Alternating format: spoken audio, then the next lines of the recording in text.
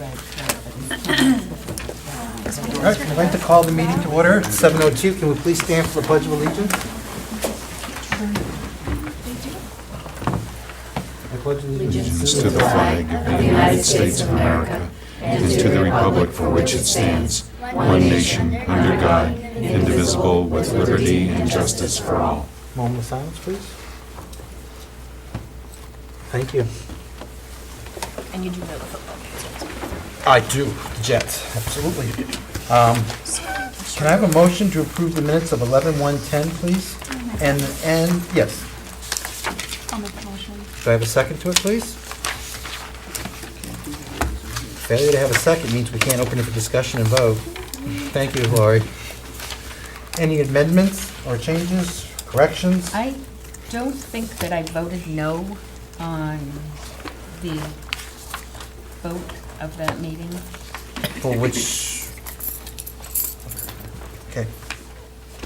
You didn't vote no on? Well, On yeah, we the, made up your mind for you. Didn't you get that notification? If it's possible, I would like to change that to the yes vote, because I think that's Okay. what my thought was that night. So what does that change the vote count to? Well, it would be whether it was a 5 yes, 1 no, 1 abstention. Okay. I just had to make sure that it wasn't going to change the outcome or whether the motion passed or not. No, it makes no difference to anything other than Okay. the message. Any other amendments or corrections? All right. We're talking about the 15th, correct? No, the the first. Oh, the first? the first. Yeah. Just so you know, these were non-public minutes, but they didn't make it into the minutes because they weren't sealed, so now that's why you're seeing them separate. All right, all in favor of approving November 1st as amended? 1, 2, 3, 4, 5, and 1, 2, 3, 5, and 1, 2, 3, 4, 5, 6 in favor. Okay, my count against. Abstentions? 1 abstention. Motion passes. Can I have a motion to approve the minutes of 11:15? By Ginny, seconded by Jen. Jennifer, excuse me. All right, any corrections, amendments?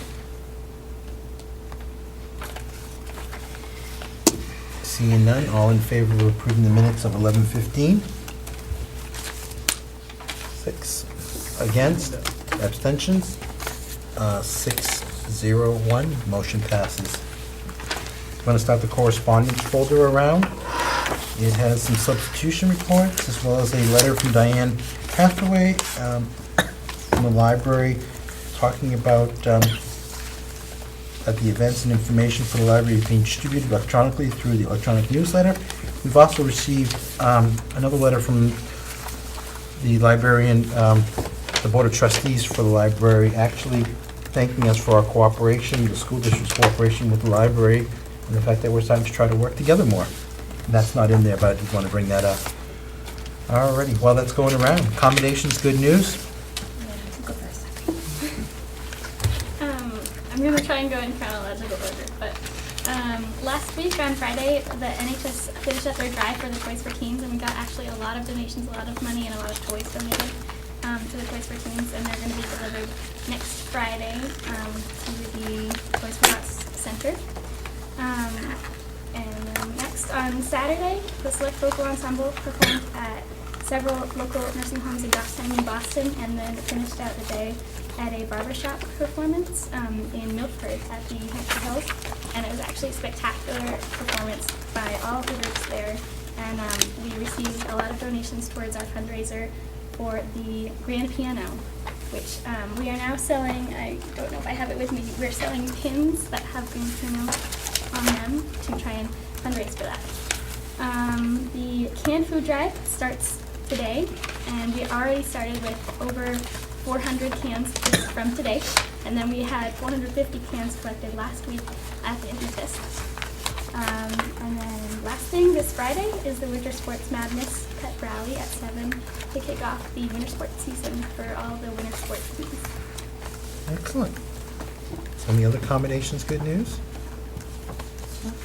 I just wanted to announce that Mountain View's annual Turkey Trot fundraiser or can drive got 1,325 cans for the Goffstown Food Pantry and $500. This year they sold T-shirts to raise cash, and they got $500 to go. So those donations were made to the food pantry. Great.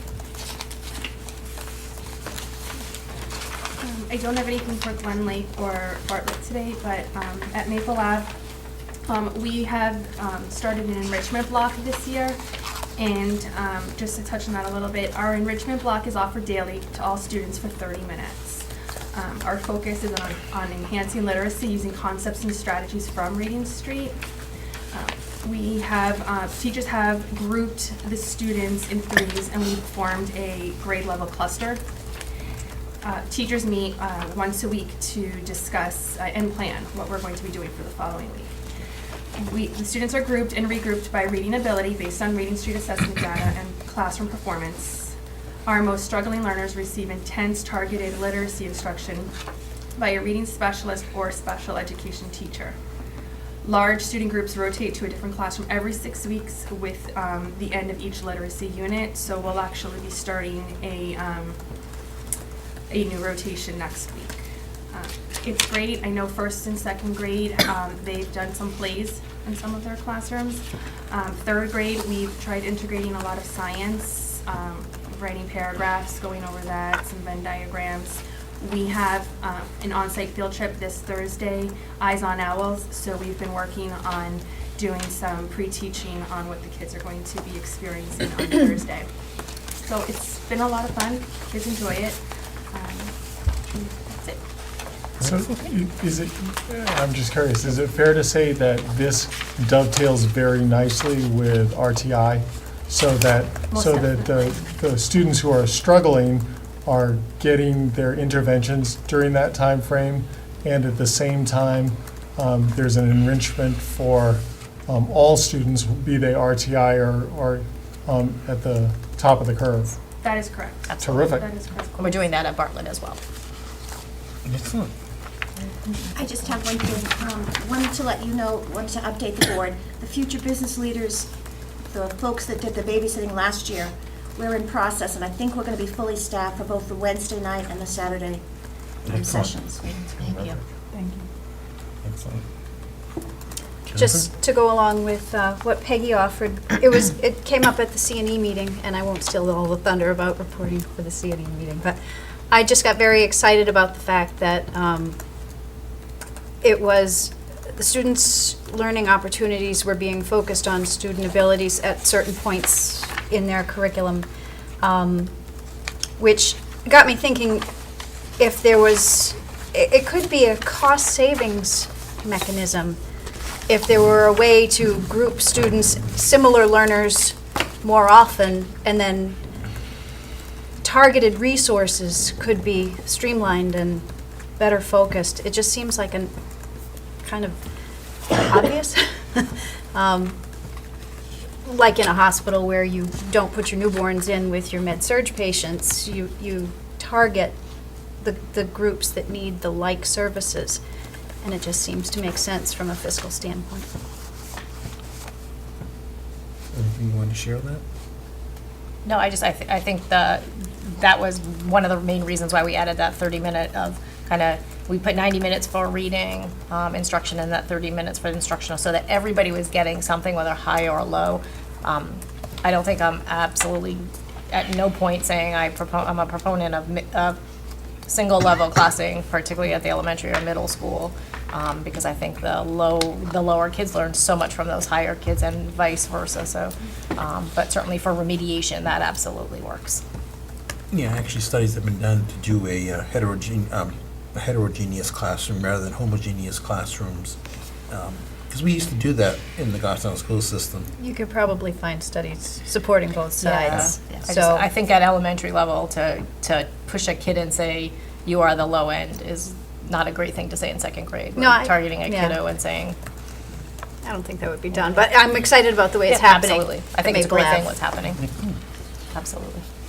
All right, we're actually jumping to public comment. We actually have some children here that want to speak to the board. So you may speak, but when you want to talk, you need to announce your name. Who would like to go first? I'll go first. I have two. Your name is Sarah Allard, for the record. I have two letters that two students on my team gave me. And the first one is, the reason we should have recess is because we don't get energy out than we should be. And in class, if we have too much energy, then that time that you save from not going outside, you think you're getting more time for class. But since we have so much energy, you might be losing class. Think about it. Amber Davis. Yeah, just for the boys to know, one of our agenda items is on new business, we're discussing success recess versus instructional time. You need to announce your name. Casey Couples. Okay. Dear the Board of School, we sixth graders need all of our recess because we need fresh air. Some people never go outside when they're at home. Recess is important to those people. Also, this is our last year of recess, and stopping it now will make the whole town upset. You don't want to have the whole town hate you, do you? Well, that's definitely something to think about, and I'm not joking, the town will hate you. Seriously, it's unreasonable. Jenna McNeil. Is there any personal things that you two would like to share? And at lunch and recess, I only get to see one of my friends because she's in a different team, and I only see her during lunch and recess. And if we don't have recess, then I don't really get to see her because I can't go there any other time. And at lunch, we're eating, and by the time the line's over, I don't really get to talk to her. Anything you want to share, Casey? No, not really. Excellent. Thank you. Thank you. Thank you. Is there any other public comment tonight? Donna? Donna Bernard, 65 Riverview Park Road, lifelong resident of Goffstown. I'm sure the superintendent will report to you tonight that recently a grievance was won by the teachers. I had the opportunity over Thanksgiving break to speak to a retired teacher in Massachusetts who had been formerly president of the Massachusetts Teachers Union.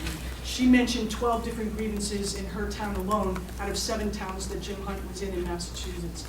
One of those 12 grievances that were filed were all won. All pertained to teachers receiving bad reviews that were put in their file. And one of those teachers that received that was the Massachusetts Teacher of the Year before. So you're going to be making decisions soon based on new contracts for principals. I don't see any room for growth here. The same things that happened in Massachusetts have been repeated in the town of Goffstown. Massachusetts, he was there 1, 2, or 3 years in the 7 towns that he worked in. I'm just hoping that we can get smart and see that he wasn't vetted properly 5 years ago and vet him properly now. This union retired teacher is willing to talk to anyone. If you would like her number, name and number, she will be talking to prominent citizens in this town. There will be articles written. If you would like that information firsthand rather than secondhand, just let me know and I'll give you the number. Thank you. Seeing there's no other public here, we'll close the public comment section. I'm going to jump right down to standing committee reports. Admin and Finance. Hank. Thank you. I'd like to bring forward the $2,085,381.98 for the benefit. Do I have a second to that motion, please? Failure to get a second. Thank you, Diane. All right. You're going to run down the highlights of it? Yeah, some of the majors, there's an awful lot of them. 2 payrolls totaling $996,000. Payroll tax of $320,000.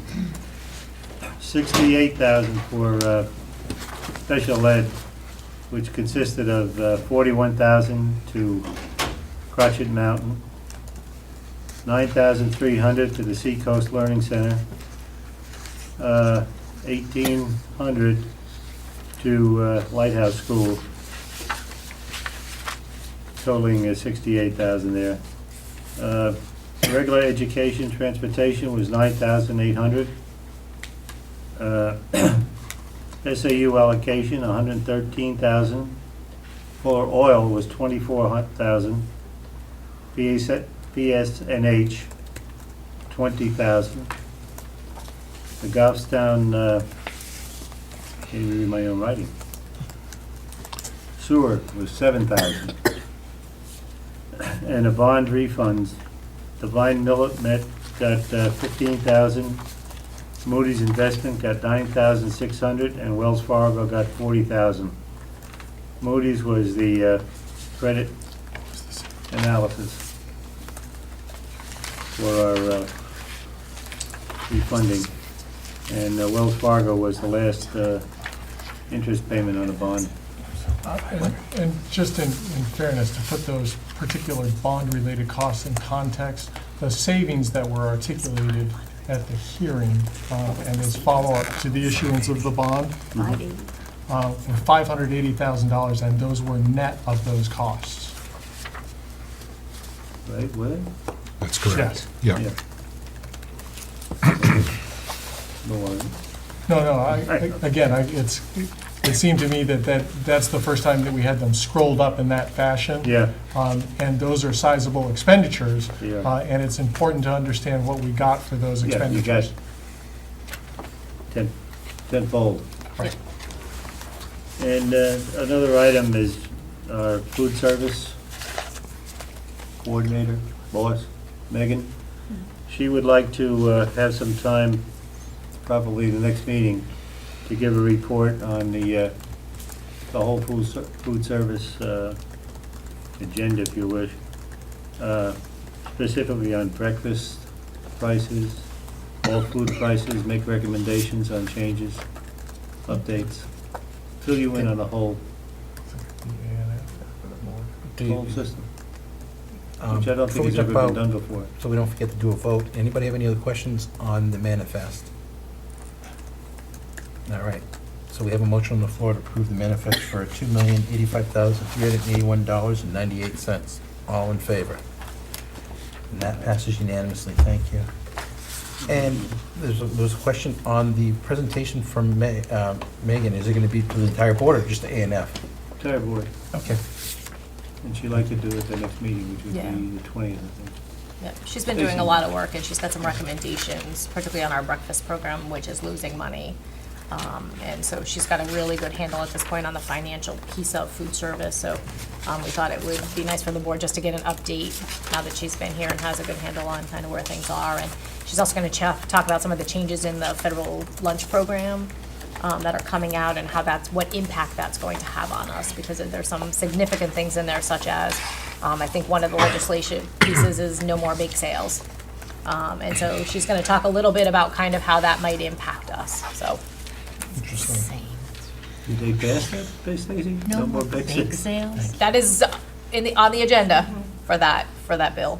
So Don't they know that that's how school Yeah. gets At their the state money? level? federal. Yeah. Yeah, there's a lot of significant changes at the federal level for what the food service program may have to look like. It'll be They've got significant. nothing better to do in Congress but worry about Yeah. bake sales. Make sure they want to make sure we're healthy. All righty. HR, Lori? Our next meeting is next week. And we got a couple of policies coming up, but they're later on in the agenda. Okay. PNC? We met tonight, we discussed, our article content through January. Going forward, we are going to discuss the in-kind donations, on the various school levels. The one following is planned right now to be budget-oriented based on where we are with the budget process and what's going on. And then following that, we should have one coming up just before deliberative that we thought would be good to just do a deliberative session overview of procedures and whatnot. We did also address the possibility of doing maybe an informative show for GTV. Just not permanent, but just working through this budget season as far as conveying information. Phil has agreed to take the lead on that and help. You did. You did. Phil, And then while you Stacy were- and While you myself. returned, we all voted for it, so. No. We're gonna be meeting, next Friday, not this coming Friday, but the Friday following, to try to conceptualize that a bit more and get a handle, on that. What else we did, discuss, of course, is because the way our articles run, they run bi-weekly. So, depending on the necessity of, if there's any information and it's not our week to do an article, that we could perhaps do so by a letter to the editor. The board has in the past expressed, a good disposition as far as, what our articles have been thus far. And I did just want to run that by you, just to find out if you're all good with that.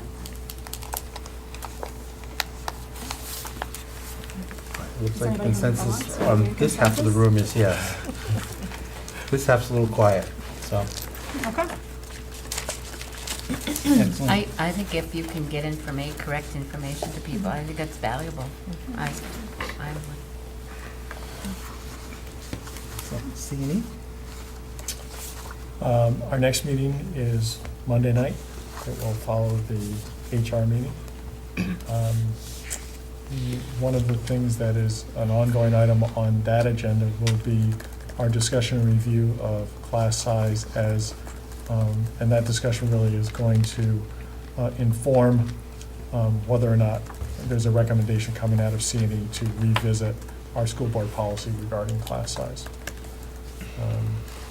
We had the great benefit of having most, if not all, of our administrators, or certainly one from each school, with the exception of Mr. Farley, who is still healing. I think he's back today. Is he back today? He's back. He's back, I think, Good. today. Well, I'm glad to hear he's Limping a little back. bit?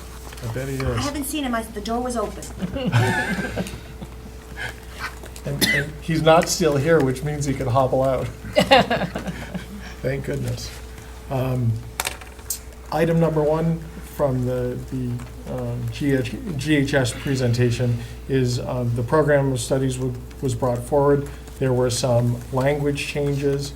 There were no additions. There were some clarifications.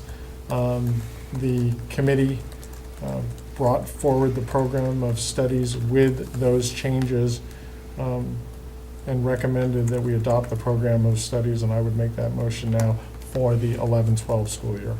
Do I have a second to that motion? By Jennifer? Anybody have any specific questions or anything you want to add to it, Phil? Again, there really, no changes in classes, no reductions. It really was language changes and clarifications. Yeah, I would say that, yeah.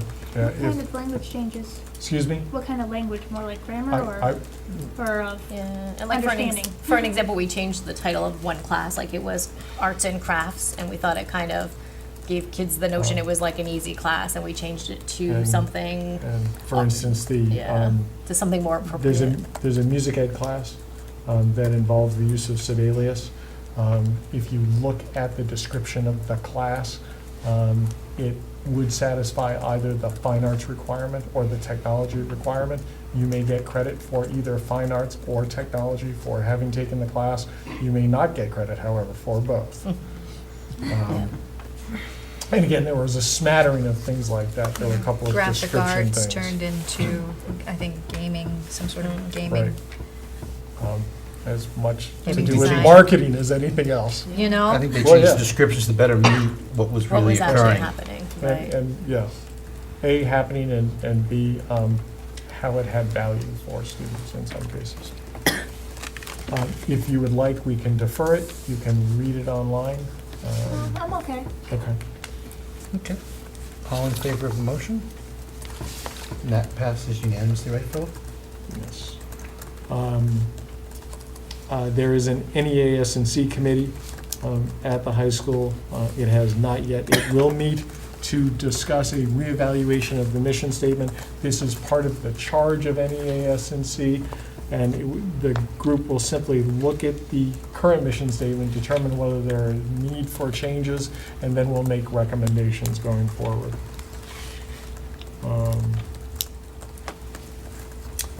MST continues to be a valuable asset. for many of our students. We're using all of the budgeted slots in MST. It's a 2-year program. There are occasions when somebody will not complete 2 years, but we're able to fill in those slots even though basically it's a 2-year requirement. There is ongoing work on the development of competencies. Competencies simply allow students to look at the core requirements, core competencies of a course, and those may be met outside of the classroom. The number of courses in which that has occurred are fairly limited. Ongoing development. Right now, to the extent that students are taking advantage of completing the courses through the competencies, these are students who are transfer students and/or students who simply can't fit the courses into their schedules. So they're finding other avenues in order to take courses, get credit for courses that they wouldn't otherwise be able to find time to have simply because of the structure of their schedules. And many of these students are taking 7 and 8 classes.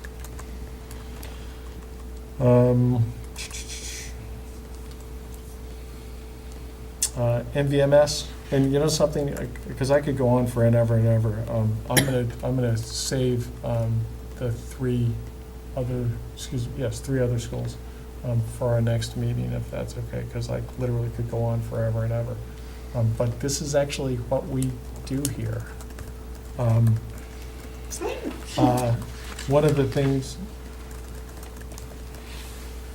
that MVMS has been working on is looking at what was done here at the high school around standardized testing and finding ways to look at how they've been administering standardized testing and adopt some of the practices here. Much of those have to do with the structuring of the structuring of the testing, the scheduling of the testing. They've compacted it so instead of it taking place over a 10-day period, they're doing it over fewer days in a much stricter schedule. They're also making sure that when that testing period begins, that's what students have time and energy to focus on. So there's a no homework period during the testing. People arrive at testing having been fed, well prepared in an environment where they're ready to test. The good news is that the opportunity was recognized. The unfortunate news is we aren't going to be able to report back to you on how it worked until April. Yeah, April or May. They did do this on computers, right? Yeah.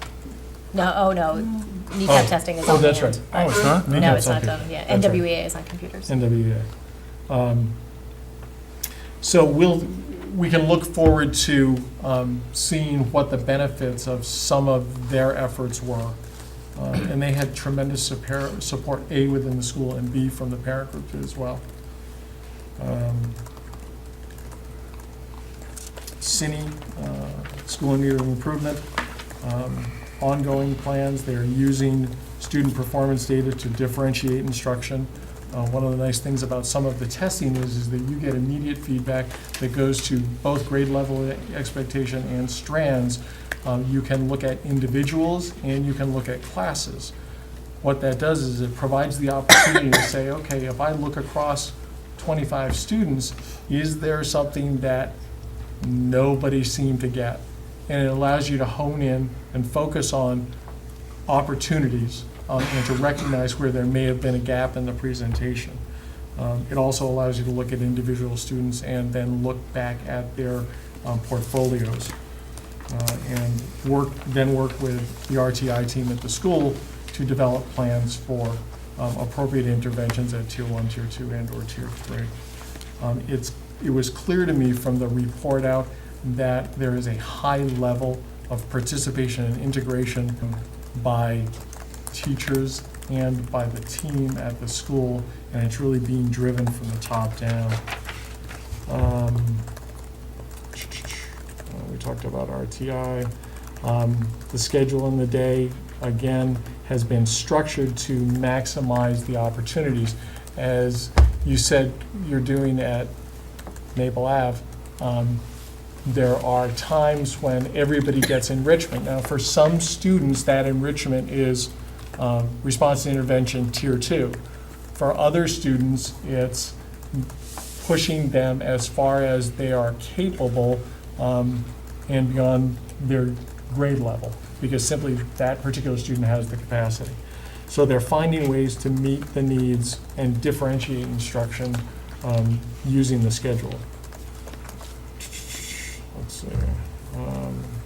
There are ongoing meetings between the administration and the teams on a monthly basis. There clearly is a high level of ownership in the institution, and it looks like they are collectively moving forward. And I'll bring more to you on the other 3 schools next time around.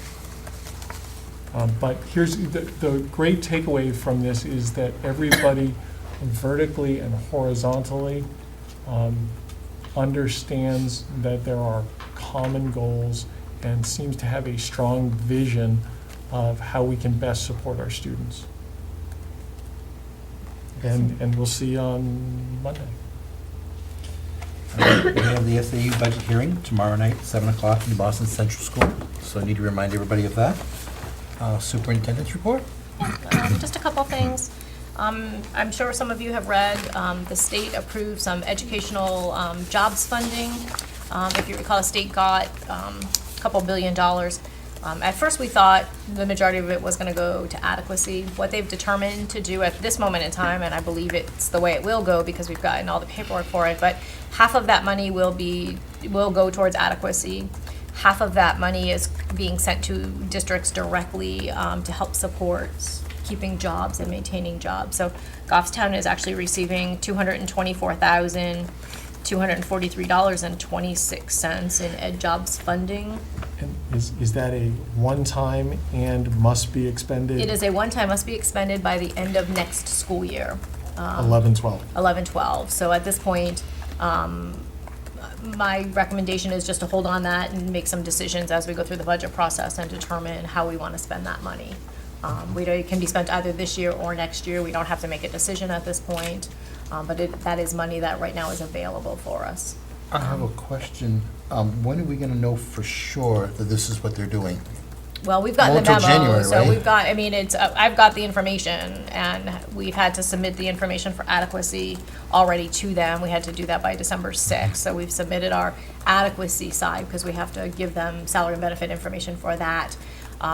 They've given us all the dollar amounts, they've given us all the information, so unless they change something holistically, I don't have an answer for that. At this point, we've gotten the information, we've gotten the budget dollars, we've gotten the process. So if they were to pull it at this point, I couldn't predict when or if they would do that. Is it so constrained as to be dedicated only for salary dollar use? Yes, salary and benefits for any Salary and staff, benefits. salary or benefits for any staff person. But persons. to the extent that it was used to fund an existing position, once it was gone, It's gone, it would need to be funded again. correct. So if there was an existing staff member who was essentially paid with those dollars, the need to fund that position wouldn't go away. Correct, if it was a In current the staff, if future. it was, right, Okay. if it was a current staff person. And is it a reimbursement type of format where we have to submit and get reimbursed, or are they going to dispense the money? It's usually always a reimbursement. We submit the expenditures through the online grant management program, and they give us back. Do the they money. give any guidelines as to when we can start submitting? No, we haven't gotten this side for guidelines on submissions yet.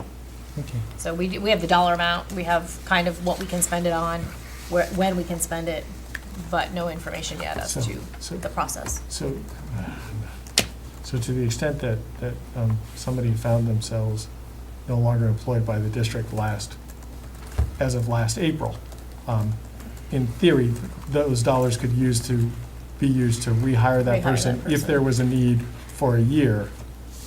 And then if the funding didn't exist in the budget for a position that was cut, it would simply evaporate again. Correct. Yeah, imagine you have to put I just teachers wanted to on make sure I That's why I understood. think we should just, put that money in the back pocket at this point and wait until the budget goes through and that process happens and make decisions. We have lots of time to make those decisions about what to do with that money, but Okay. that is there. We had at Maple Ave this morning, the pump and the motor on the oil tank went. So we had to replace the pump and motor. It's about 20 years old. Unfortunately, I think all of our systems are like 20 to 25 years old, and that seems to be the oil tanks are tough this week. We had the middle schools last week. So they were able to keep it primed. It was still going because it had oil in the system. They were there first thing this morning fixing it. We never lost heat, so it didn't ever get to be like 40 degrees. It wasn't cold in the building, was it? Yeah. Do we have a My gut estimate? is that people who were there probably wouldn't even have known it happened, other than Honeywell being there, but we have replaced, the pump has been replaced. I believe the motor is on order and will be replaced. And what is the rough cost? Under $1,000, Okay. about $1,000. Jerry estimated about $800 as an estimated quote for that, so that's in the works. We are knee-deep in painting at the SAU office.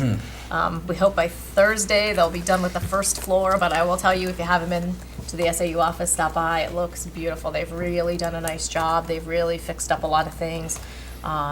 It does make the carpet look really bad, I will tell you. Now that we have nice clean walls, and this was a good opportunity for everybody to kind of clean out their office areas, and we got rid of a lot of stuff that was lying around. So it just really looks neat and clean and tidy, and now the carpets look really bad. But they did tell us if we rented a steam cleaner that they would steam clean the carpets for us, so that we may try to figure that one out before they leave. For the viewing public, the correctional facility, the inmates have actually given all their time to do this It's for really us. We good. just had to buy the supplies such as the paint. That was that. So it's a Just- wonderful benefit to us. Just a reminder, we have the SAU board meeting tomorrow at 7. Parent surveys, I hope to have those for your next board meeting. They have been collated, they have been done. I just need to review them. I have a principals meeting on the 14th, and I want them to see it before the board sees it. So we'll be reviewing that on the 14th. We had 1,025 responses. So you can imagine what that was like to hand calculate the 100 and so questions that were on there. Poor Denise had, I think on Friday she handed them to me, I'm done, and I was like, oh, it was a lot of work, it was a lot of effort, but hopefully, I think it tells a good story. So I'll hopefully have those for us at the next board meeting. I wanted to share with the principals before I bought it to the public. I did get information today on the delegate assembly for the School Boards Association, and so I am looking for somebody who wants to volunteer to go to that as representing the school board. It's January 15th. Hot topics are from 9 to noon, lunch is noon to 1, and then the delegate assembly is 1:15 to 3:30. And actually, at the last meeting or the one before, Philip had agreed to go on behalf of the board if possible. Right? If he says I said that, I can't deny it, I because guess I don't what I have a said to you is, I memory. said, would you like, are you gonna be willing to go this That's a lot. year? And you nodded yes, I guess, Yeah. so. Yep. 15th work for you? What time are the parents? 9 a.m. to 3:30. All right, I will be happy to go. I will need to leave at about 2:30. Okay. So if anybody has, actually, that came to me as well, but it hasn't gone to the entire board. Is it something that we can scan and send out electronically? Yep, what I'll do is, for I'm the thinking board, I it'd will be nice go- for everyone to get a copy of. I think it does go to everybody. Did it go to everybody? I know I got think one. it says it goes to all the school board members. Did anybody get the delegate package where it actually talks about the amendments and resolutions that are coming forward? I didn't think so. Okay. Usually it sends it to I'll the- scan it in. What I've done in the past is kind of taken some notes on there, just indicating kind of what my thoughts are on those proposals so that the board has an idea. I'll do that and send them out to everybody. And the people that get paper copies will get paper copies. There's a couple people that don't have it electronically sent to them. Yep. That'd be great, thank you. We did get the arbitration decision back on the grievance for Mountain View Middle School, and the arbitrator did find in favor of the GEA. If you recall, that was the grievance on walking students in the morning and walking them to and from lunch. And so we have gone back to the practice that just all the kids come in the building without supervision. So we'll see how that works. But that was that. Can I get a copy of the arbitrator's decision? Anybody else? If anybody wants one, why don't you send me an email? I can absolutely send it to you. All right. Oh, hold on, I'm not done yet. Just, and the last one, if anybody, just as an update for the Elementary Facilities Committee, we're meeting on Friday with the, how many did we end up getting? 10 vendors who are interested in submitting bids and proposals for the elementary school project. So we'll be meeting with them on Friday to do on-site visits. We thought that was a good day because kids weren't in the building. They would have some opportunities to get through the building. And so the committee and the 10 vendors, plus whoever they bring with them, will be taking them on a tour starting at Bartlett and then going to Maple Ave. So that'll be a full afternoon for them. But we'll keep you updated, just to update where we are in the process. Excellent, thank you. And that's all I have. Okay, old business, policy ECAF, audio and video surveillance on Yes. school buses. This is our second read again. Second read again. Again, this is just the little piece that was added in about the school board being able to see it only for disciplinary or expulsion hearing evidence. And the piece about the maintenance department, you might need to review just to check for maintenance. So those are just the little tweaks that were put in it. And does anybody have any further comment? Seeing none, I'd accept a motion to approve or not approve. So moved. To approve? Mhm. Do I have a second to approve it? Lori? Any discussion? I think we have talked about it quite a bit at previous meetings. All right, all in favor of approving it? That motion passes unanimously. Thank you. Development of the third draft of the 2011 warrant articles. We did some corrections on it, added some dates into it, and I know we reworded one of them. Is it Article 3? I think Article 3, no? No, I don't think we reworded any of them. I think there was reference to Article 7, which doesn't appear to be there anymore. That's what it was. We were considering another article. That's, wasn't it? What was that? The facilities, change the purpose. What's there? I don't know. There was discussion regarding whether or not we should keep Article 4 in. Yeah. Yep, I think Article 3, or no, it is Article 4. 3, 5, and 6 were kind of the conversation pieces about whether we should keep them in or not. And we actually are not at the point where we have to, we're not at our deadline yet for that. Yep. But if anybody has any additional information they didn't share last time? I have a Jennifer? question about Article 6. Currently, it says the school board voted 7-0-0. We did? Oh, that was That's from last year. That was on the ballot last Okay. year. Just checking. Yeah.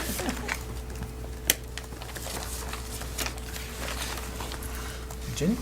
I think the wording on Article 4 is confusing to anyone who doesn't really understand what that article is.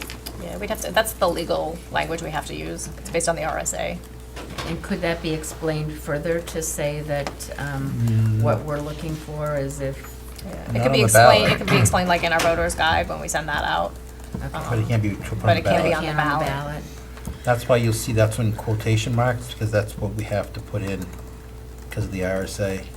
Usually if you see quotation marks in an article, it's because it's required by RSA to word it that way. Correct? Correct.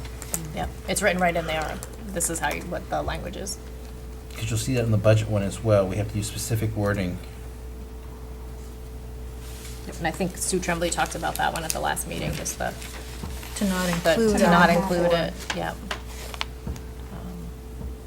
And then you added Article 7, which doesn't appear to be there. What was that What was one? Article 7? I don't know, but the minutes say Stacy Buckley read aloud Article 4 and reviewed new Article 7.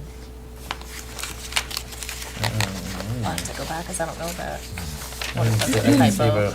Maybe that's Oh. a typo? I think it I might wonder be. if maybe Article 6 was listed as Article 7, maybe when it carried over. 'Cause I don't think we talked about any I don't other believe there was a articles on 7, there. no. Let me All just right, double I'll check for the double next check it meeting, for though.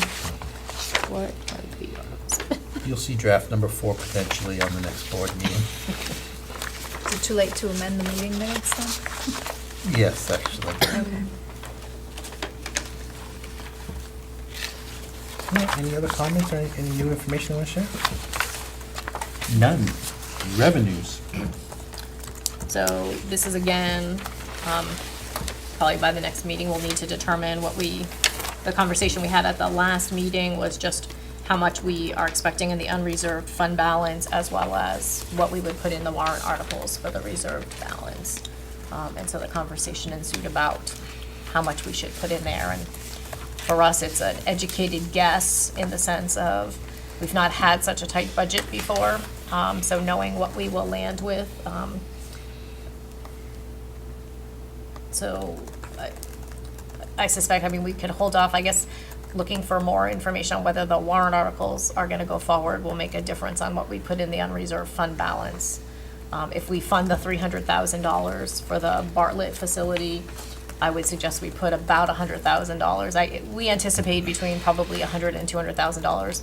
Only with such a big budget, you're gonna get down to where, you can't spend down to zero because you're always gonna have bills coming and going, so it makes it a little harder.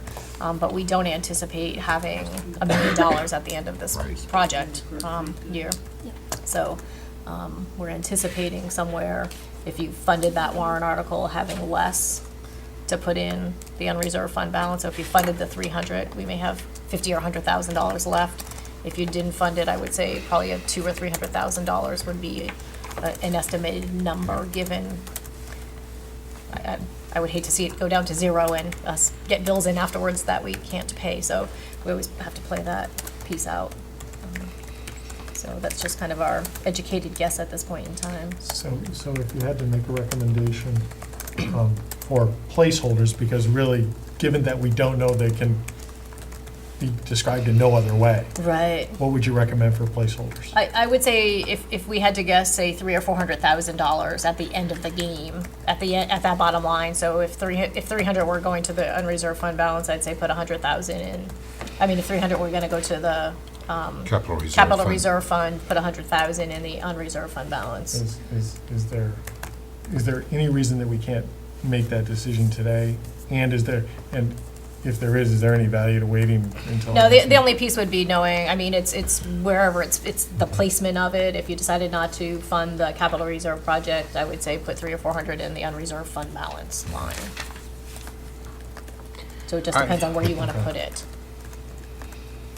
It would end up there There anyway anyway. if the article to deposit into the capital reserve is not approved, then that money would shift to the unreserved fund balance. Well, let's, I would support, the article again is for 300, up to 300. Up to. For, even though there's no motion. Yeah, it's a little premature for us to make motions at this time. Yeah, but we can put But I 3 think- and 1 I in, think- so you can look at the numbers and see Well, I where they think come that out makes at that. sense from a practical standpoint, because I think if there was something left, we know we have an expense on the horizon, and if we can use that capital reserve fund, that's a judicious use of those dollars. Yep. And it simply means that we don't have to raise them at a later date, Yes. and therefore, it reduces the amount of interest that we might have to pay in any bonding that we might have to do. Yeah. So to the extent that we needed to portion that out, I would portion as much to the capital Reserve reserve fund. as we could. Okay, we will do that then and bring that back to the next meeting. Good. Thank you. New business, Mountain View Middle School field trip request. Yep, I have a request from Team 8-3 to go to the Boston Freedom Trail. It's a repeat field trip, but it's out of state, so. So if there's no motion, it's automatically approved. Any motion? Excellent. We can jump right onto the United Nations field trip. Yep, I have a request from Eric Romaine. Again, this is a repeat, they did it last year, to take a one-day field trip to the United Nations with 105 of his seniors. They're students in the Great Decisions World Studies course he teaches. They're gonna do a tour of the United Nations building. They're looking to leave it's gonna do it on April 1st, looking to leave at 5 a.m. and return around midnight. Do they normally have adult chaperones, other parents going with them to help out with They it? do, or- they have I a thought so. couple. Okay. It's certainly less than what we have at the elementary, because Oh, it's yeah. juniors and senior, mostly seniors, so they're fairly responsible kids, you don't have to. But, yes, they do, I think several teachers go. Okay, excellent. If there's no motion, it's automatically reapproved. Any motion? Alrighty, we can move on to a first read of policy JKAA. Yes, this is the use of restraints. New policy, the majority of this is straight out of statute. I think really page 2 is the only portion that we actually had to write, and that's because we had to determine our circumstances in which restraints may be used. But otherwise than that, really, there's not much else we could change, because that's the way it is. Okay, just note for the first meeting in January, it'll come up for a second read and the possibility for a motion to approve. 6th grade recess versus instructional time. So this is a conversation I just want to bring before the board so that you're aware of kind of the situation and what we're proposing or looking to do, so, because it's likely going to come up. And so that you know. What has happened as we've gone onto our new reading program, which we're looking at a 90-minute block. So we're looking at a solid 90-minute block for math and a solid 90-minute block for language arts. What we have found is in the 6th grade at Mountain View, the last kind of block of the day is only 75 minutes long. And so depending on what teacher you have and depending on what class you have, it's cutting into some of that instructional time, particularly for language arts and math. Science and social studies, the teachers are kind of managing that piece of it, but for math and language arts, they're getting 75 minutes of instruction versus 90 minutes of instruction, which doesn't seem like a lot, but 15 minutes over a week is an hour and a half. Over a year, it's a pretty significant amount of time we're lacking on that instruction. So Jim has met with Ginny, and they have met with each team to talk about options and to try to come to what can we do in the best interest of kids. And so they're recommending that we not eliminate recess, but reduce recess for 6th grade. And so what we would be looking to do is they have lunch from 12:30 to 12:52, and then they have recess from 12:52 to 1:12. What they do is they have lunch and they all stay inside, and then at recess they go out for recess. What we're looking to do is, as kids finish up, allow them to go outside, so that it's not at the 12:52 they have to go out, but they can go out when as they finish up, and let them stay out with the hope that they would be back in class in instruction at 1 o'clock. So we would gain 12 minutes of instruction at that point in time. So kids would get between 10 and 12 minutes of recess time, depending on if they were first in line, quicker readers, slower readers, but they would still get about 10 minutes of recess time. It's a struggle, it's a balance, trying to figure out that instructional piece, but teachers have been really clear that they're missing that 15 minutes. We've had a couple of parents say, hey, wait a second, my kids got language arts during that period of time and they're only getting 75 minutes of instructional time. And so we're trying to balance that and address it in both areas. So it is a conversation, so I guess I'm looking for feedback or input from the board, because it's part of the instructional day. The board doesn't have to approve it, but I would like your input if anybody has concerns or questions. So how about the other classes? Are they not getting 90 minutes and their Yeah, their they do. recess, It or- happens that the way the period is broken up, and every schedule is different, but if you look at the way 6th grade is broken up with, only 5th and 6th grade have recess. And then with the ECB time isn't smashed in the middle, so like they have lunch, recess, they have a 30-minute time, the team time, band time, and then they have the rest of that period for 45 minutes. So all the other class periods are 75 minutes long, or 90 minutes. That one block period is only 75. So why can't we change like the ECB a bit? Is ECB after the recess? It's lunch, recess, the ELA time, so they have 30 minutes, and then they have the team time, band, and then they have language arts continuing, or whatever, depending on the class. So some kids have language arts, some kids have math. The problem with that is it's an instructional period that band and chorus go into, so you lose all those kids, I think that's when we do foreign language as well. I think, no, Mary, is that not when you do foreign language? So, so that's our recommendation, is to shorten up recess, not remove it, but shorten it up. Jennifer? My question was, how long of a recess is it to begin with? It's 20 minutes. 20 minutes. And so you're thinking of cutting it down to 10 10, effectively? yeah. 10 to 12, depending on how, if kids go in and eat lunch and get done, they can now go outside, they'd be able to go outside as soon as they were done, versus right now they wait till that period of time ends and go out. And that would be different than what happens for 7th and 8th grade, because I think it's more conditional for 7th and 8th grade if they get to finish up their lunch. Right, they don't have an extended time. There's this 22 minutes of lunch, whatever time they finish up. They wouldn't have that extra period, so we're kind of adding on that 8 or 10 minutes of time.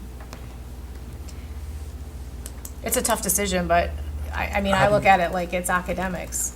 It's instructional.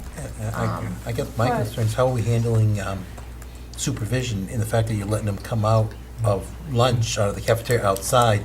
So now the people that normally were in the cafeteria and could go outside Yep. and cover recess are going to be Yep, we divided? we would divvy them up depending on how many were out there, you know. Kind of like what we do 7th and 8th grade, is we already do that, so Okay. on nice days, kids go. I guess my thought is, to a degree, recess serves a purpose, and, clearly, it's determined when you hit 7th grade, perhaps you don't need recess, or we don't do that, but we do at 6th, but if they've got a lot of energy to burn off, I'm not sure how valuable that instructional time then is. You know what I'm saying? Like, I definitely see that we have a situation, and maybe that doesn't exist in 6th grade, but I know in the younger grades it certainly does. Like, you've got to burn off some energy. Oh, absolutely. Before you can bring your brain to the front and do what you have to do, and I just think it's a fine line. I personally, I'd like to see them have more than 10 minutes, but I also recognize that we need to be focusing on academics in general. Schools need to, there's no other way. There's no other time in the day. I mean, the day is the day. And this is as a result of reading streets during a 90, I mean, this is new, it's a new conflict because of our new program? Well, because I think the expectation is that they're doing reading streets for 90 minutes. We're holding teachers firm to that. We'd like to see 90 minutes of instructional time for reading and for math. That's part of our CINE plans, that's part of our DINI plans. That's what reading streets reading streets would like to see 2 hours of time versus 90 minutes, but given our schedule, there's only so many minutes in a day. Jenny?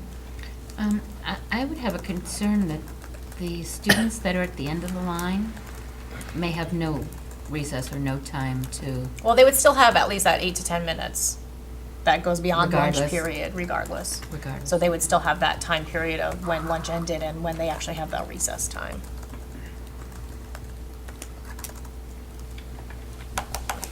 Any other feedback? There's no motion needed, but we Yeah, do I'm need to still a provide our little feedback. confused of how 5th grade can do it, but 6th can't. Yeah, I only bought 6th grade. Because it seems like if there's, that means. It could be if how their, fifth grade I'm getting guessing it's how their extra- schedule may be. I honestly can't answer the question. 'cause Each I don't 6th grade have it. team has a different rotating schedule, a different schedule, based on when they go to specials, when they go to foreign language, those kinds of things. This particular team, the way their schedule is set up, gives them a 75-minute period at the end of the day that other teams, be 60-minute period at the end of the day for a different 6th grade team, for example.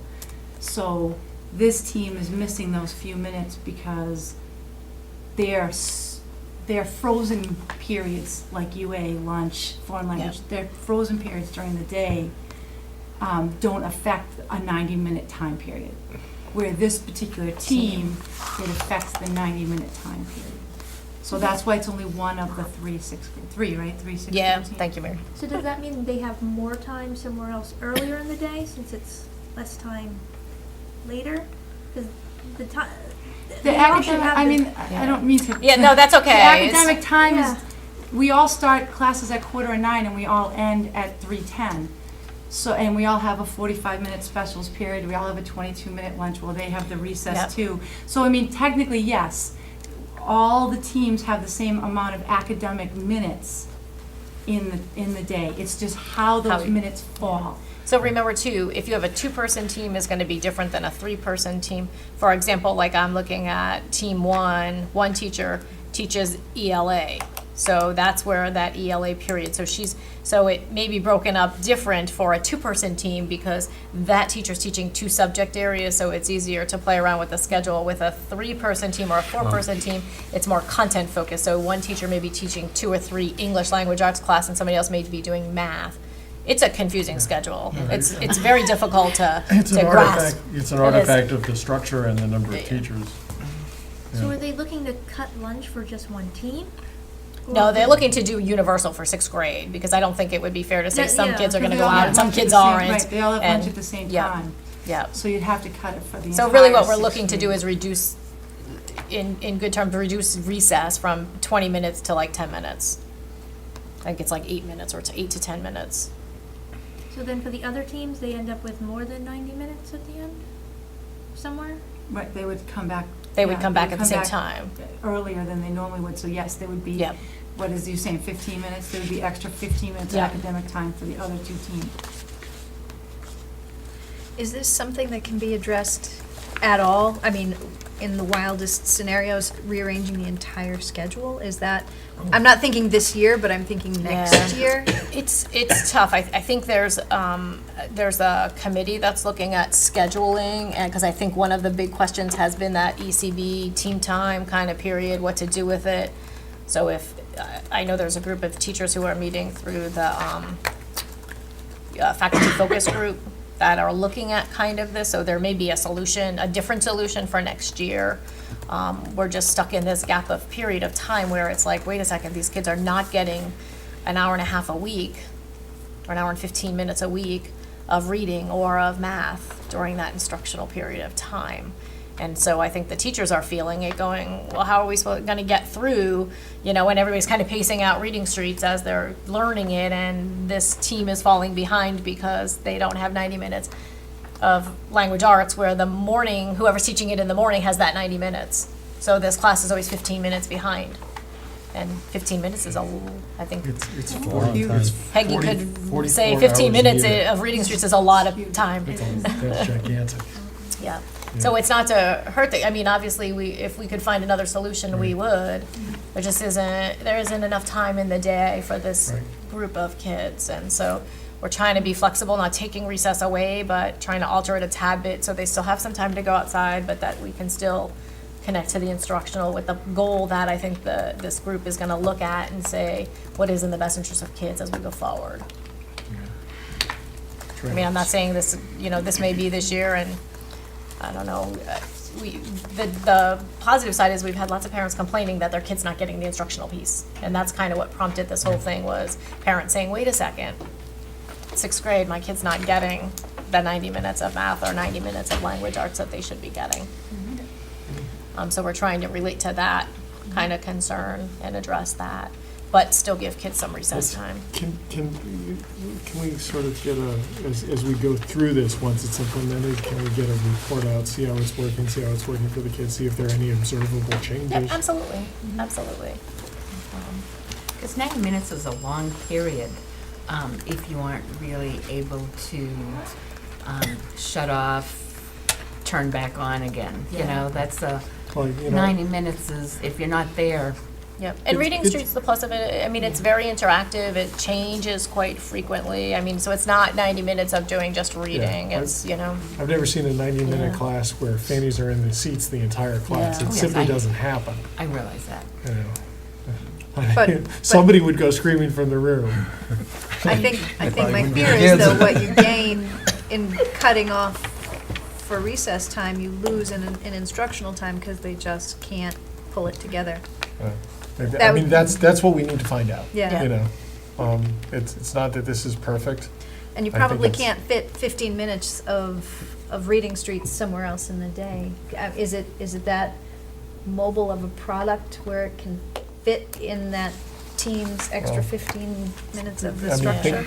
Yeah, unless you can figure out a way to back it up. And I guess that's something that we kind of figure out in real time, but to the extent that you already have dedicated blocks to dedicated things, Right. trying to squeeze something that that's a discontinuity into a span of time simply because you have that, may not, in the long run, create the benefit that adding the 15 minutes to a continuous time frame gives you, so.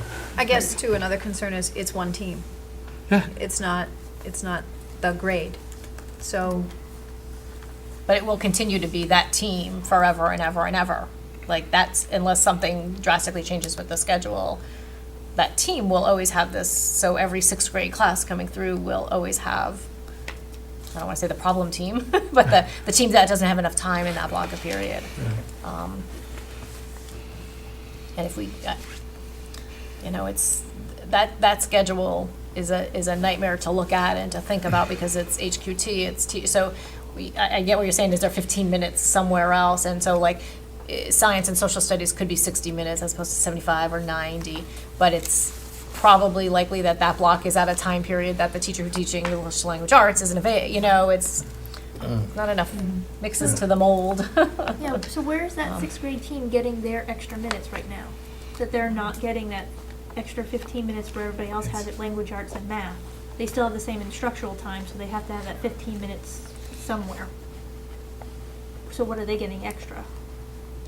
Well, it's not something extra, it's the subject content of who's teaching what, when they're teaching it, and how many people are on each team. So a two-person team who teaches two subject areas can schedule social studies or science, say, in the afternoon, and language arts and math when they have the 2 90-minute blocks, say, in the morning. When you're on a 3 or 4-person team, you have that same person who's maybe teaching the same content area, so you can't align it that way because somebody's got to have class in the afternoon. Does that make sense? It's a huge puzzle to put together, depending So on. that 15 minutes is just being absorbed by some of the other subject matters. Right, And that's what right, I'm where, wondering, what subject are they getting more time in? so that they may other be teams are getting not? 90 minutes of science versus language arts. I'm just putting that out there as an assumption, so they may be getting 90 minutes of science. You're moving around the blocks. Well, Right. I'm just saying, if they're falling behind in reading because they're losing the extra 15 minutes, does that mean they're gaining somewhere else in a different subject because they would have 15 minutes more than the other two teams? Right, it could be science or social studies or math. It depends on where that falls in their schedule. In the ideal world, we'd have a teacher teaching everything, language arts in the morning, math after that, so that we'd have that period of time. But I think they are exploring some other opportunities or some other options, so we may have another solution next year, but this was what we could come up with this year to try to address the situation. When was the last time we overhauled the structure of our classes? Was it 3 years ago for 6th grade, or last time Well, they really made some significant We made changes to the some, time? I think the biggest shift we did was moving team time to the end of the day. I think it used to be at some point like spread throughout. We moved it to the end of the day for sports and athletics, so if kids were leaving, it was that. That all band and music was pulled out at the same time, but it may be time to rethink that entire structure. And maybe team time doesn't work anymore. Maybe that should be all instructional, focused time, and we realign how we do band and chorus. I don't know. There's a lot on the table to think about when you start getting into that. You don't want to block music and chorus because those are great things, but is there other periods that work better? Is there a different way to do it? Do you remember the last time we did significant overhauls to it? It might have been before your time, so. Yeah, the last overhaul I think we did with this was moving the team time ECB periods to the Yeah, end of the I think that was day, a few which years was ago probably we a did couple that. years ago. Yeah, okay. I think we always tweak it and try to think differently about it, but And to some degree, it's sounding like there's not enough time in a day. there isn't. And, obviously instruction is imperative. It's so important, and yet you look at this generation being the first in how long that's life expectancy is lower than its parents because of childhood obesity rates, and you look at, recognize the importance of an active lifestyle, not to mention just the academic need of burning off some energy. And I do think physical activity to a degree is likewise a priority. Is it a higher priority than academics? No, but it's right up there where you Absolutely, let it go. absolutely. And 5th and 6th grade just meets the minimum requirements of 990 hours. Yeah. We just meet it. Yeah, we exceeded it for 7th and 8th grade. Yeah. Yeah. And the elementaries and the high school. It's 5th and 6th grade because of the recess period of time. We just make 990 minutes. Any other feedback? Alrighty. I appreciate the feedback, and I would say, I appreciate the feedback, and, you know, maybe in January, we'll come back with kind of how it's working, what's working, but I wanted you to know, so in case parents or somebody called you and said, what the heck is this change, you're now kind of somewhat knowledgeable about why that was. Alrighty. Next one, discussion of budget, presentation to Budget Committee. We did our presentation on Saturday the 13th. Quite a few of you were in attendance. So you'll know that I did make a commitment that I would come back to the board and open up discussion if any board members had any suggestions for modifications to our budgets or reductions. I made a commitment that I'd come back and ask that question, so I'm now asking that question. It's not our last chance to make revisions, but do we have any, after we've reviewed it some more, has anybody come back with any other suggestions on the budget? I don't have a suggestion, but I do have a question. Because after seeing what the default would be, and how, based on, I think the bonding we had a huge decrease, Right. but what do we kind of replace that money with in the budget? Because we still went up, so there must have been something else we've added. Contractual obligations for salary and benefits, I think, would probably absorb most of it. Well, breaking it up, we were able to see, you know, what the contractual obligations were, salary benefits, and how much that went up. But it was kind of the difference off of that I couldn't really get a handle on, of the other things that kind of made that difference between what the default budget said our Yeah. contractual obligations would do and what our I think budget. probably the biggest, instead of thinking about where we increased, I think the default decreased because of the bond, but also for special ed. Yes. Because we cut back on the out-of-district tuition. So I don't know that the budget increased that much versus the default decreased. Yeah, because we did take those kids back in Because we took- district. The elements that go we- into the default. If you remember decrease, last year, yeah. we gave back a lot of the money, like, I think it was like 600,000 was in special ed, out-of-district tuition, so we cut that line way back. Because of the programs we've developed, we've been able to keep more kids in, so I think it was a function of those things going down that lowered the default. Does that make sense? A little bit. Like, if you look at the spreadsheet, if you look at the sheet for the default, and you go through the lines that identify where the increases or decreases were, that's where you'll see those huge swings in at least Yeah, in and I special noticed ed. that, so Yeah.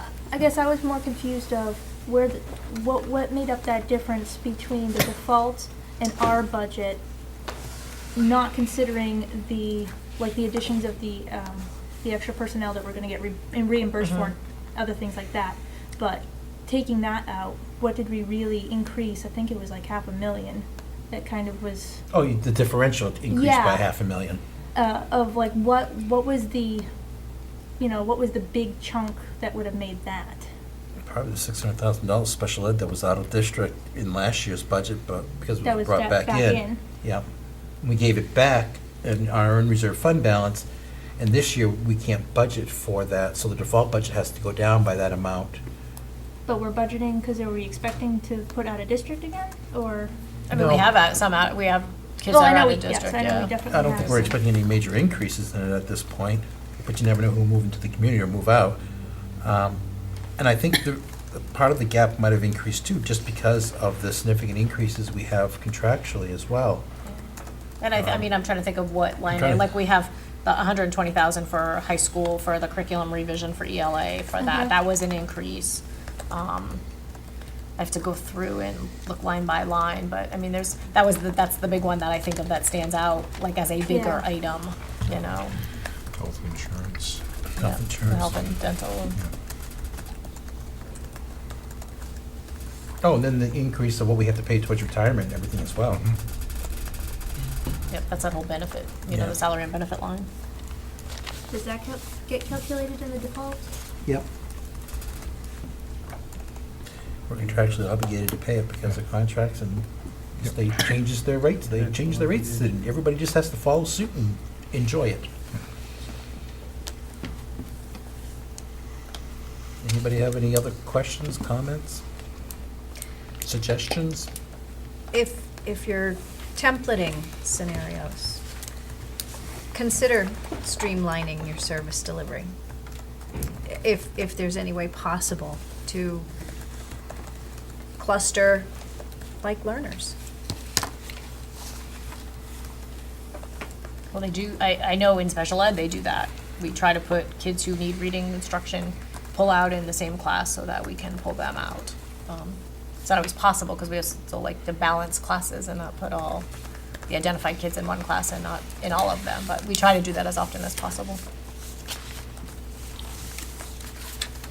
I guess it's got to be a pretty fine balance. I mean, I think we probably do a little more streamlining now than we did 4 or 5 years ago.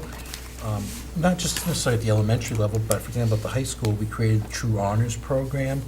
So we probably do it a little bit. I know Bartlett does it with their math and reading to some degree. I think the streamlining, I'm not sure it really save any money. It might help benefit some of the educational process, but I don't see where it would necessarily save us any money, because I don't think we could reduce staff or anything. You don't think you could reduce staff by focusing the laser a little tighter on the group that needs those particular services? You know, but if you look at our- instead of having a teacher that, you know, ran all around the school trying to find her students, you know, and maybe this, I know I don't understand how the schedule works. It's huge, and I know that. Yeah, well, like at the elementary level, we have, I mean, teachers don't cover multiple grade levels oftentimes. We have, like at Maple Ave, we have a special ed teacher who covers 1st and 2nd grade, and we have a teacher who covers 3rd grade, and a teacher who covers 4th grade. For special ed. For special ed. You know, at Mountain View, at the middle school, we have a teacher connected to to a team. So they're not, you wouldn't necessarily see a special ed teacher in 5th grade working with 5th grade and 8th grade. You may if there's a schedule need, but for the most part, they're tied to a grade level or a team with a para, and that's what they do. I mean, we try to look and say, okay, now one of the things we did differently this year was with, I think, the math and setting up like learning labs where teachers are, and that's kind of that focused piece where everybody in 5th grade who's at this level who needs math instruction comes at this point in time. So we do think outside of the box on a lot of this, but it's complicated. Yeah. Yeah. It's not something that you can just say, okay, we're gonna pull all the 6th graders, because maybe Johnny and Mary, you can't put in the same group because maybe their learning styles are different and or maybe they're at different level. I mean, it's a complex process, working with those level kids. I just can't envision being fair way of saving money with that. It may help create a better process for learning, but we do it, and to some degree, you don't want to be completely homogeneous versus heterogeneous. So I think we've because there actually is taken the mix and we balance. made it a little bit more homogeneous than heterogeneous over the last few years. Well, the honors program was certainly one. Yeah, yes. You know, the algebra classes Yep, over algebra at. 1 and- So, you know, I think we've developed a little bit more of that. So I'd say we've probably taken some steps that way. Which might, in a way, also complicate things, because now you've got, Oh, I'm sure it Oh, does. yeah, the algebra classes definitely complicate the middle school. Ginny? but don't take them away. I just have a thought, and it's not something that I think is a wise thing to do, but in that our default is so low this year, I was just thinking that if we took out all of the repairs, improvements, like carpeting and stuff, I know it will only come back, having been on this board for a long time, that it only comes back to bite you when you pay more for it later. But if we were to take those kinds of things out, and if the budget committee would meet us halfway with a recommendation, if we took those kinds of monies out and they would say, okay, that's good enough, we will recommend the budget that comes out of that deduction, I would be in favor of that. Like I said, I don't think it's a smart thing to do. I think that the taxpayers will probably pay more, you know, when we have to do it later on. But it's just something I'm gonna throw out there. If we could get the cooperation of the budget committee, instead of, you know, being hard and fast about 10%, but if they would listen and hear, to what our budget is and understand it a little bit better and come to a working compromise with us, that would be something that I would I think the working compromise has been very difficult, the So- budget committee the last couple of years. support. I know it has, and that's why I'm saying this. I would not support that if they wouldn't come back and recommend that budget number as well.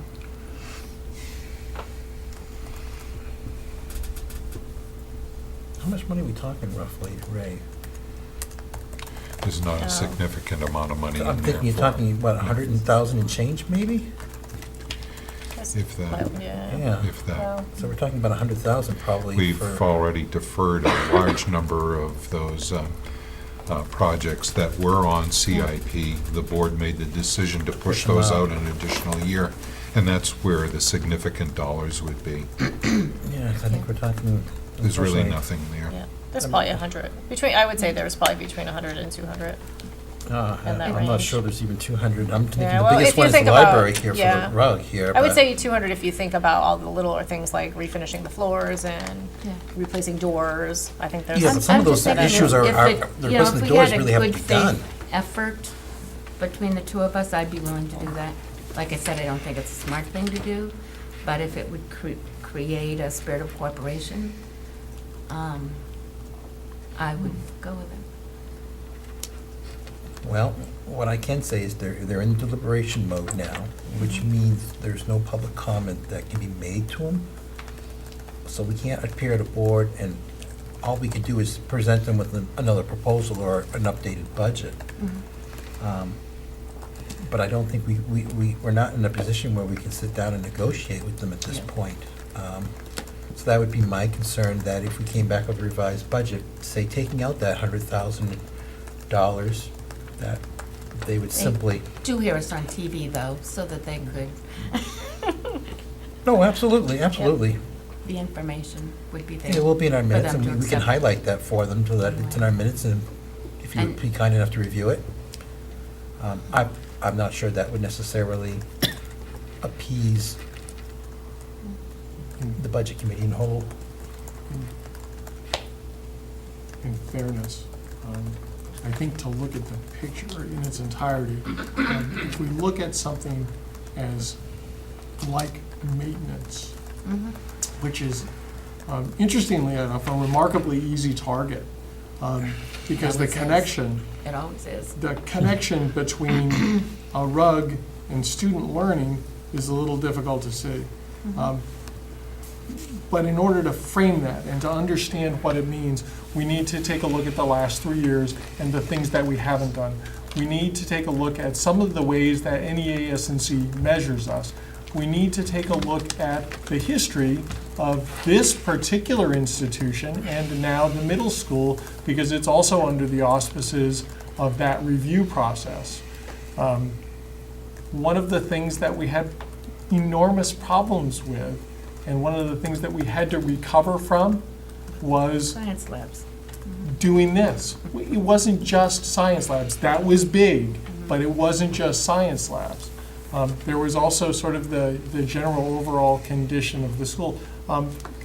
Somebody help me out here. What was the number here? Was it 11 million? What, oh, for the remodel, it was 11 million change, yes. And, Okay. Yeah. I would make the argument that there could have been savings on that $11 million by investing earlier. And we've already foregone things to put something on the table which is as little in relative terms as it is, and I'm not talking in terms of amount, I'm talking in terms of the work that's being performed, ignores how much we've already not done. And to continue that practice, and then to go back in a future budget and say, okay, well, do you remember? Do you remember? Hi, do you remember what we didn't do the last time? Okay, now we need to do it, and we told you that this was going to come, and so this shouldn't come as a surprise. my guess is that that puts us in a spiral again that doesn't take a year, it might not take 2 years, it might not take 3 more years, but the further we go and the more that we do to affect the maintenance of our buildings and our institutions, the closer we get to finding ourselves in the unenviable position of not being able to get the dollars that we need, waiting for 5 years to do it again. And so I'm not saying You're preaching to the choir. You're right, I'm preaching a little bit, but it's not without understanding and framing what we're talking about. And I'm not preaching doom and gloom, it's just that people need to understand, everybody needs to understand, here at this table and anybody who might be listening, that there are unintended consequences to short-term decisions. And getting somebody to do something that they didn't have to do in the future, didn't have to do today, in the future, is harder. Because then not only do you have project A that you didn't do, but you have project B that you need to do, and project C that you want to do. And A, B, and C together is always much larger than just A. And so as we go forward, I think that to the extent that you're willing to talk about maintenance, you need to look individually at a line and at a project and make a decision based upon individual appropriations. So if there's something out there that you believe we can wait on, that we haven't already waited on, and that we can do in the future, let's talk about that. But my recollection is that as we went through the budget, and as we've gone through the budget for the last 3 years, that there's not a lot of stuff that doesn't need to be done. And that won't cost more in the future. And that those lines won't be greater in the future because of things that we've foregone. You know, you remember that old commercial with the mechanic? You can pay me now or you can pay me later. It's not me, it's a buying decision. You can do these things now or you can do them later. And when you aggregate them all up, they cost a lot more later. And by the way, they cost a lot more later merely because prices change. If the need weren't there, we wouldn't be asking for the appropriation. Personally, I call it penny-wise, dollar foolish. That's a fair characterization, but my I threw purpose it out there. is not to convince or dissuade, it's simply to frame the entire picture. And so that as you consider doing something like that, if that is the will of this body, that we've at least talked about what it means. Diane? I guess I felt, because I think you're all at the meetings to work on the budget, and I really felt like we put together a good faith budget to start with. We all did a very good job of not asking for more. We have to consider keeping abreast of technological advances and the needs of the district there. We need to address keeping our buildings in some semblance of a working order. We really, my goodness, we had somebody fairly apologetically asking for a bookshelf because it had been repaired so much it disintegrated. I mean, this was the spirit with which this budget was put forward. So I really do, I feel very strongly that we did a good faith low budget the first time around. And I'm inclined to maintain that. All right. Any other business, I should say, any other business that may legally be coming before the school board? I'm actually going to give it to Mary Grass. She had her hand up first, so. It's interesting that you've been discussing the budget because the I'll call it a proposal that I have to present to the board is budget related.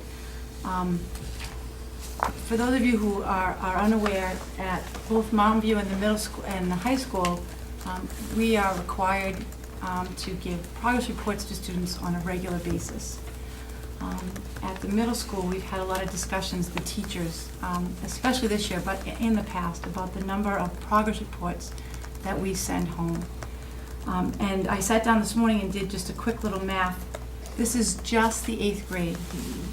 We send 9 progress reports home a school year.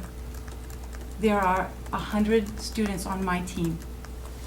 There are 4 teachers that send 9 progress reports a school year to 100 students. That's 3,600 pieces of paper per team per year, times 3 teams is almost 11,000 pieces of paper that we send home for just the 8th grade in progress reports. That's assuming that the progress report is 1 page. Some teams send home a 1-page progress report, some teams send home multiple page progress reports, because as we go further into the term, there are more assignments, they don't all fit on 1 piece of paper. Power School is a program in which parents have access to students' grades 24/7. Okay. Parents can even have their students' child's grades emailed to them on a regular basis, so that if they forget to go into Power School and look it up, they can get an email daily, weekly, monthly, whatever it is. What I would like to propose on behalf of the teachers at Mountain View and other teachers in the district is that we seriously consider a policy in which we no longer send home progress reports. 11,000 sheets of paper for just the 8th grade. Multiply that by the 7th grade, the 6th grade, the 5th grade. The high school, I know, doesn't send home as many. They send home 4 sheets of paper per teacher, per student, at 1,200 students 4 times a year. So you're talking more like 4,800 pieces of paper, but it adds up. My team alone, it's 2 cases of paper. And just my 8-3 team, it's 2 cases of paper. Power School is something that the district has invested money into. We have a technology teacher here, our technology person here at the high school, whose function primarily, at least from what I've been explained, is to maintain and monitor Power School. The teachers have to go through training, et cetera, et cetera. I think that it might not be, $1 million budget item, but over time, you're certainly talking a lot of paper, a lot of money that the district could save, in addition to all the paper you save and the benefits to the environment and all those other things that you can bring up. There are other districts, including the one that I live in, that no longer send home progress reports. My children have not received a paper progress report from their teachers in almost 3 years. My husband and I sign up to Power School, we get the stuff sent to us, and we monitor it that way. I know that not everybody in the district has access to the internet. I know not everyone has computers. Certainly, you could have students whose parents request a paper progress report sent home when progress reports are due out. I think even that would greatly reduce the number of paper that we're using in the district, or at least at the middle school. And so I've discussed this with a lot of teachers in the building, trying to get feeling for, is this a good idea, or is this a bad idea? And I haven't found a teacher yet who doesn't think it's a great idea. So I'm throwing it out to you for discussion, for review, for however you want to proceed with it, and just say that this is something that we would like you to at least consider implementing at some point, if not this school year, which I understand that it could be tricky, but perhaps in the next school year, starting in September, we would like you to at least consider it. Thanks. For whatever it's worth, I haven't gotten a progress report on paper in 3 years, but I may be the exception. I should get them. Well, that's the other issue. Yeah, at the middle school, in the No. elementary, we still get them. I get them every week. Oh. So if I can follow up on that, because this did come up at the budget meeting, at the budget discussion, and the board asked me to go investigate it, and so I certainly met with the principals. For one is, I don't know that it would be a policy on how we send things home, but the board can certainly direct that way. But out of 7 administrators, not one of them supported it. They all supported paper because they felt that it gave more onus to the student when the student had that piece of paper with their grades on it going home with them, and that they took some ownership to it versus just sending it home. But out of 7 administrators, not one of them supported the concept. I don't think they were totally opposed to ever thinking about it again, but I didn't have one administrator say, yes, let's do that. So, Well, I mean, I know the high Have to school, the power consider that. school passwords are shared, if not given to students. So Right. their ownership is Power School. That's at the high school. I know in the middle school, at least with the students that I work with, I encourage them to go home and discuss with their parents the use of the password and to get on Power School. And I encourage them that that's where the information is. You need, you need to use it. And to be honest with you, this is a technology age. I mean, those kids are texting, phoning, whatever, and so a piece of paper means nothing to students as the computer does. I mean, if I put something on the computer and say we're going to go to the computer lab and fill in this worksheet, I get twice as many enthusiastic responses as I do handing them the worksheet. So I mean, maybe if you're going to play into the ownership piece, students would own it and more. I know that parents, we spend a lot of time also chasing down the progress reports. We sent home progress reports almost 4 weeks ago, and we still have, in my team alone, we still have 4 parents we have yet to be able to verify received those progress reports 4 weeks ago. We are playing phone tag with them, we're playing email tag, that kind of thing. Perhaps by educating or re-educating the parents on the ability to get the information emailed to them on a regular basis of their choosing, that would help to get parents to see it more often than it's stuffed in the bottom of the son's backpack and mom finds it when she's helping him clean it out a couple weeks later or something. I mean, I don't know. Like I said, we were looking at it primarily from a cost-saving point of view, and then the more the teachers discussed it, the more we felt that there was other benefits as well. So that's why I was willing to bring it up. I hate to throw out this dirty word, but could we survey parents? Not paper. Electronically? Electronically, is there some survey that could be set up Whatever. to survey the parents? Because I think that's really where you would get your best feedback. I suspect that, because to the extent that parents are getting information already, we probably have a survey, at least at some level. We absolutely probably have some power school numbers, which is, okay, how many parents are getting these things? Okay. and for me, I think a better question might be, not should we do them by email, but is there, say at the middle and high school, is there a necessity to continue to do them?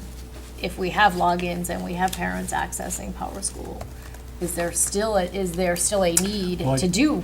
I guess the only I think question that's a is- better question to Yeah, ask. I Is there agree. still a need I if think parents can my access it password's and the teachers can same get as my updated? child's password. It is. It is. You got one password. And therefore, as No, I was you listening don't. to what you said about the problem of it being in the bottom I of think Johnny's I think backpack. students actually have a separate password. They do. than Oh, do they really? parents do. Yeah, Okay. they have their Oh. own Yeah, passwords. they have their own Oh. passwords. At the middle school, they don't. No, I was gonna say, the middle school, But so the I high gave I my think at the high daughter. school, no, I think at the high school only. Really? But, Yeah. No, the middle school, They they should get have. one I think we password. tried to do that because that was what was happening, was parents were giving the kids their password, which I think gives you maybe access to different things than the student has access to, I don't know specifically, but there should be 2 separate passwords.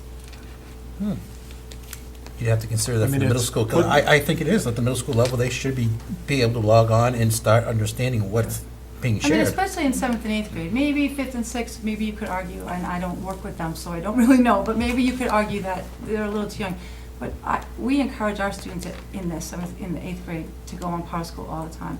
I mean, students come to me, what's my grade? And I'll say to them, well, you haven't looked in Power School? There's a computer right there, go look. And then if you have a question, I'll be more than willing to sit with you and discuss it. We'll print out a progress report. You don't need to print one out, it's right there online. Yeah. And we really encourage, because we know when they come to the high school, that the high school's gonna do the same thing and encourage the same thing. All right. So maybe give some consideration and maybe come back with some input on that later on, I Stacy? really think too that even 5th and 6th graders could handle that. I remember this conversation from when we did switch over to Power School and we were considering the lunch login. How do you do the lunch login? Was it a card or a pin? And people were like, "Oh, first graders can't do pins." Well, they Oh, can't. they've got it down They pat. can't do it with their mittens on, but once they learn to take their mittens off, yes, they can. So, I would suggest that you consider go as far down as 5th and 6th grade for individualized passwords. And it's interesting, and I think if Mary hasn't already said this, if she did, I missed it, is that you see an evidence of changes in student behavior when they can go and check their grades every day. Yeah, it's very empowering. But that has nothing to do with progress reports. No, But it does have to do with readily available data that teachers are updating on a daily basis with new information. It certainly would show those teachers who don't update on a daily basis or on a regular I assume basis. most of them do. And we talked about that too, that, the fact that it does put more pressure on the teachers to make sure that they get the stuff in a timely manner. But I think, at least from the teachers I talked to, most people do anyway. So no one seemed to feel that, that was gonna be a major issue. But the other thing too is I think it helps to make a connection between the parent and the student. If a parent's getting an email on a regular basis about their child's progress in school versus once every 3 or 4 weeks they get a piece of paper sent home, I think that also helps to open that communication more often about, geez, what happened? I helped you study for that quiz and I see you didn't do well on it. Because we all get busy and you forget, that your child has this activity or this thing to do in school or whatever. So I think, and aside from that would be that would help that situation too. So anyway. Do you know what other towns around us use Power School? Londonderry uses it. Could we connect with them and Hooksett see? uses it, Bedford uses it. Yeah, I I mean, know it's a Hooksett lot. and It's Bedford Power don't School's send pretty much a home dominant. progress reports. Could we see who else is sending progress reports? I can ask around. I think Londonderry's probably the one that's been using it the longest in the area. Probably followed by us then. Well, I'm not sure when Bedford didn't go to Power Bedford School. came on after. Yeah. There's a lot of schools. And who Hooksett use came in Power out School. after us too. I think Londonderry's the Okay. nearest town that's been using it for a longer period of time than Yep, us. I'll explore it. All right, thanks. All right, we're ready. We're Wait, gonna- I had one more. So, go right ahead. I forgot that I saw your hand up. Yeah, I forgot to throw this out for when we were doing the good news and commendations. I wanted to let everybody know that Mountain View Partnership will be having a meeting on Wednesday, and everyone is welcome to attend, and our special guest speaker Oh. will be Mr. Keith Allard to discuss the budget. So I just wanted to let everybody know that that begins at 7 o'clock at the Mountain View Middle School Media Center. And I forgot to put in a request to make sure that there was a proxy there for us. Okay, Proxima? Proxima, sorry. I don't know if you think about it, you're gonna be in the school tomorrow, or should I send an email? I can make sure it's not. Oh, okay. When's the meeting? Wednesday. Tomorrow- Wednesday night, 7 o'clock. And how much time are you guys devoting towards it? Floor is yours. Okay. I've discovered that the question time is actually taking more up than the presentation time. Yeah. And I don't know, Diane, are you gonna be joining me for this one? Wednesday? This Wednesday? is the first I've heard of it. Oh, I have, Wait a second, I was there when you volunteered. and Diane, now that you said it to me, I never CC'd you on, do you wanna join me? And I'm going with Maple to A Christmas Carol, so No, I don't that's know quite all when right. we're getting out, and it's. Oh, this kind is of- 7 at night. It's a family tradition, we go for dinner. That's okay, no. But, I didn't think about I will seeing you try. on it and saying if you Okay. wanted to join me like you did in the other ones. I completely Okay. forgot, it's for PNC, I forgot to CC you on it. I'll try to see what I can do here. Know that in the high school, when they do the night for scholarship night, we Mhm. usually go and try to talk about our budget that night at the high school. Okay. All righty. Philip, you have one? I do. Go right ahead. We have an open meeting here. We invite any member of the community to come to participate, to listen, to comment publicly. I believe that if you're going to comment publicly, in fairness to anybody who you might comment about, you have a responsibility and a duty to come with information rather than just speech. Nobody here would attempt to bar speech or to limit speech. But if you're going to show up with everything. Tell us how many years, tell us how many students, tell us how many teachers you're talking about. Tell us what the nature of the grievances are. whether they stem from a year or 7 years, from 300 faculty members over a 7-year period or 2 faculty members over a single-year period. It is unfair and unreasonable to simply walk in, fire your gun off in a crowded theater, and exit without having to be held accountable. So, in fairness to anybody who might be present in the room, and I include myself in that group, because I really am making the demand, if you will come as a member of the public and you have an agenda or something that you choose to speak to, bring with you the evidence. Present the evidence. Or tell us ahead of time, or send it to us. But being able to just sort of walk in the door and fire off the gun seems incomplete. So I would ask that to the public this evening, that if there are specific issues and if there is specific evidence that the public was making reference to produce that evidence. The school board would be interested in seeing the evidence and having all of the information, which would include the span of time that the public made reference to, the items specifically, the decisions over those items, identifying the source of the issues that were brought, and talking about the parameters, which are, again, the number of people involved in aggregate over the entire time frame, the number of students involved in aggregate over the entire time frame, and then maybe, and only then, maybe the board can begin to appreciate the public comments. Okay. We're gonna jump right on to nominations. We have. Hold on. Oh, go ahead, Lori. I would just like to make note that the public comment did produce information that anyone who would like to from the board could speak directly to the source as opposed to secondhand information. That's not evidence. And if they gave the evidence, would you believe it as well, or would you want from the source?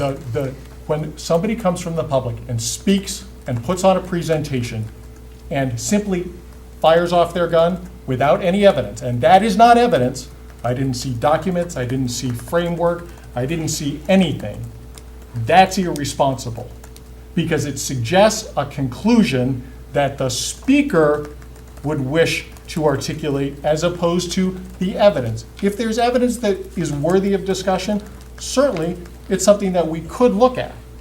But to be perfectly honest, I don't know of anything that came out tonight other than insinuation that suggests that anything that was said has anything to do with anything that is before us at this time.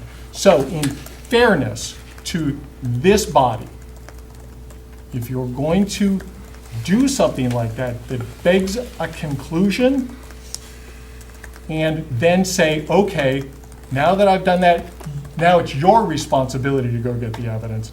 You probably need to think twice about what you're speaking of without presenting the evidence. That's all. And that's a fair point. It's my opinion, okay? It is not a fact. It is my opinion, which obviously I hold pretty dearly.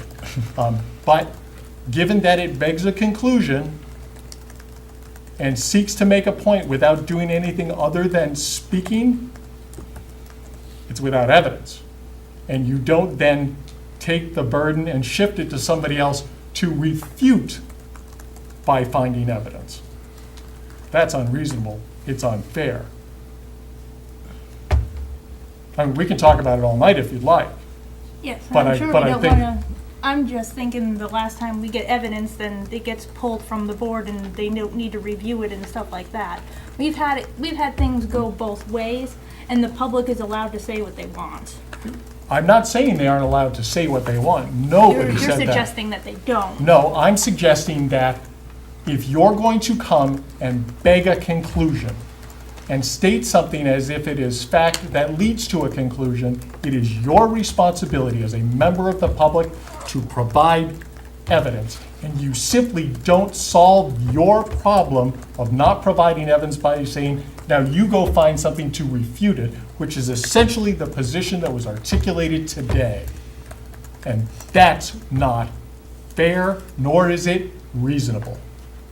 Disagree, but we're going to just have to end up disagreeing. All right. I understand No, we don't that. want to get into an argument. I don't want any fistfights afterwards. Oh, they're not gonna be. So nominations.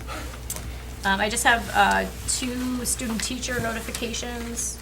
Karen Lovett will be working at the high school with Christina Philibot Howard in the English department, and Dana Spinner will be working with Sandy Nichols in the art department. And then we have 3 co-curricular volunteers, just to inform you of.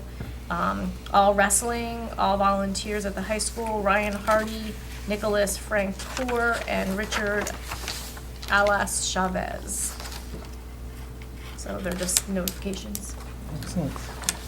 And we actually need to go to non-public to discuss personnel matters as well as do the superintendent's evaluation, because we need to submit that to the SAU chair. I think the deadline is the 20th of December.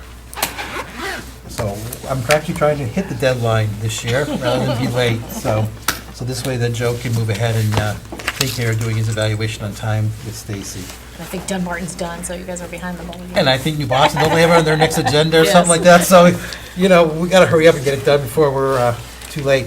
So if I could have a motion to go into non-public by Ginny, seconded by Hank. I'm just gonna do a roll call. Yes. All right, we're officially in non-public. We'll just take a quick 1-minute recess so Dick can break down, shut off the equipment. Well, normally they just shut everything off. Yeah, if you can just send us, we'll fill in the blanks. Oh, yeah.